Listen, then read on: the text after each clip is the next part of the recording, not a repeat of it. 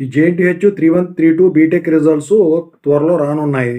అయితే మీరు గనక ఈ తప్పులు చేశారేమో ఒక్కసారి చెక్ జేసుకోండి. నేనిప్పుడు కొన్ని చెప్పబోతున్నాను. ఎందుకంటే అవి కీలకం అనమాట.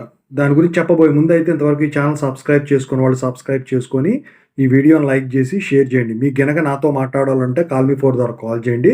తెలుగు ఇంజినీరింగ్ ఎడ్యుకేషన్ టెలిగ్రామ్ ఛానెల్‌లో జాయిన్ అవ్వండి. ఈ వీడియోకి ఒక హైప్ ఇవ్వండి. ఇక టాపిక్‌లో వెళితే ఏంటంటే 3132 బీటెక్ ఎగ్జామ్స్‌లో మీరు బుక్లెట్‌లో రాస్తారు కాబట్టి మీరు అందుట్లో వచ్చేసరికి డబ్బులు పెట్టి మర్చిపోయినా, హాల్ టికెట్టు పెట్టి మర్చిపోయినా, లేకపోతే మీరు రాసిన క్వెషనే 2 సార్లు రాసినా, లేకపోతే బార్ కోడ్ చింపేసినా, లేకపోతే మాల్ ప్రాక్టీసు మైక్రో జిరాక్స్‌లు అందుట్లో పెట్టున్నా, ఇలాంటివి ఏమన్నా చేశారో లేదో ఖచ్చితంగా అయితే మీరు ఇది చేసుకోండి. రిమైండ్ చేసుకోండి. ఎందుకంటే ఇందుట్లో హాల్ టికెట్ మర్చిపోతే పెద్ద ప్రాబ్లమ్ ఉండదు. No problem. ఎందుకంటే మీరు డూప్లికేట్ తీసుకుంటారు కాబట్టి అక్కడ ఇది పెద్ద పక్కన పెట్టేస్తారు. ఒకవేళ డీటెయిల్స్ తెలిసినా అది ఆ బుక్లెట్ వెళ్ళేది వాల్యుయేటర్ కాబట్టి అందుట్లో వీళ్ళు తీసినప్పుడు తీసేసి చీఫ్‌కి ఇస్తారు. కాకపోతే ఏంటంటే మీ డీటెయిల్స్ అనేవి ఏ కాలేజ్ చదువుతున్నారో మీకు తెలిసిపోతుంది వాళ్ళకి. అదొకటి. అది పెద్ద ప్రాబ్లమ్ అవ్వదు. ఎందుకంటే మీరు మర్చిపోయారు కాబట్టి. డబ్బులు పెట్టి మర్చిపోతే మాత్రం అది మాల్ ప్రాక్టీసే. ఓకేనా?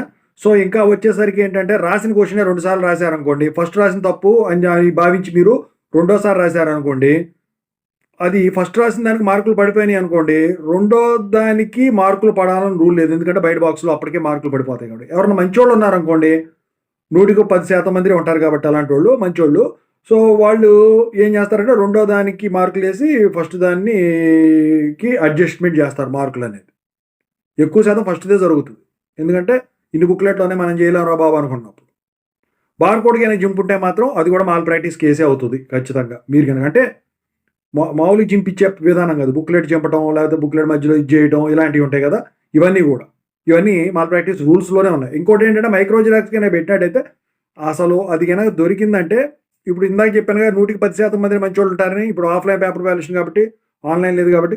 సో, అదేం చేస్తారు? ఆ మైక్రో జిరాక్స్ తీసుకుపోయి మంచోళ్ళైతే పక్కన పడేస్తారు. లేదనుకో తీసుకుపోయి చీఫ్‌కి ఇచ్చేస్తారు. రూల్స్ ప్రకారం ఉండేవాళ్ళైతే. ఓవరాల్‌గా ఇయన్నీ చేశారో చూసుకోండి. ఒక హాల్ టికెట్ తప్ప మిగతా అయన్నీ కూడా మాల్ ప్రాక్టీస్ కేసులే. అది.